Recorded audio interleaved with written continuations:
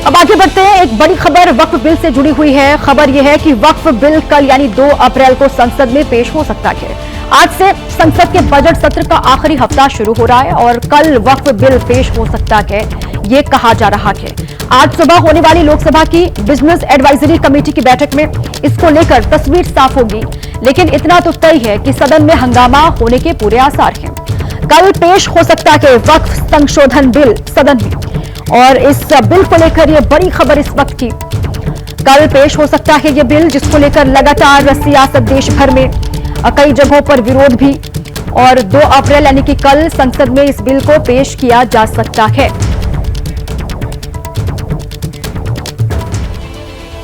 और इस बीच कल ईद के त्योहार पर all India Muslim personal law board ने ईद की नमाज को सियासी हथियार की तरह इस्तेमाल किया, जिसकी अपील पर वक्फ बिल के खिलाफ कई जगह नमाजी हाथ में काली पट्टी पहनकर नमाज पढ़ने के लिए पहुंचे।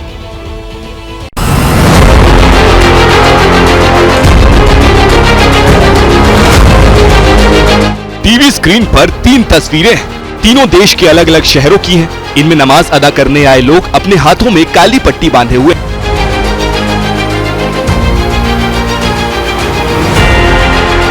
All India Muslim personal law board ने वक्फ विधेयक के विरोध में हाथ में काली पट्टी पहनने की अपील की थी, और जब सोमवार को नमाज अदा हुई तो दिल्ली, भोपाल और रामपुर में लोग बड़ी संख्या में हाथ पर काली पट्टी बांधकर आए।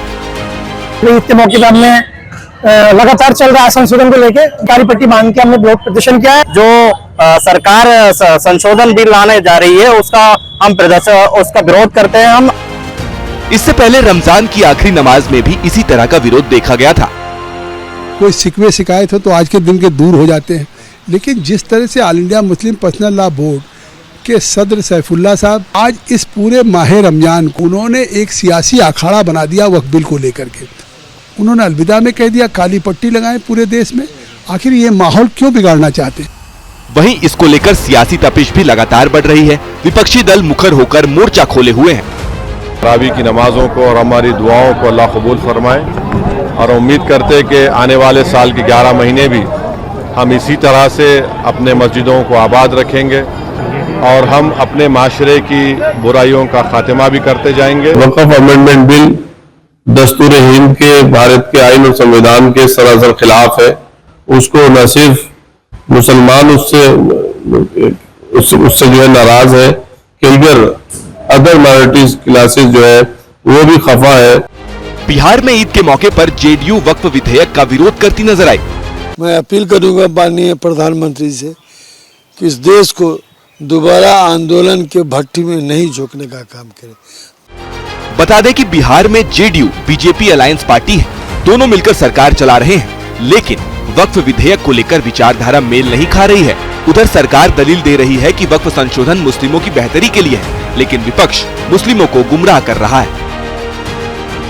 ईद बहुत खुशी का दिन है, गले लगने का दिन है। कुछ लोगों ने काली पट्टी बांधी जो दुर्भाग्यपूर्ण है। 1 इंच वक्फ की जमीन छीनी नहीं जाएगी। हाँ, वक्फ की जायदाद पे आप कब्जा भी नहीं कर पाएंगे, लेकिन इसके बारे में दुष्प्रचार है। तो इसी तरह की कोशिश कांग्रेस समाजवादी पार्टी कर रही है, ओवैसी साहब की पार्टी कर रही है।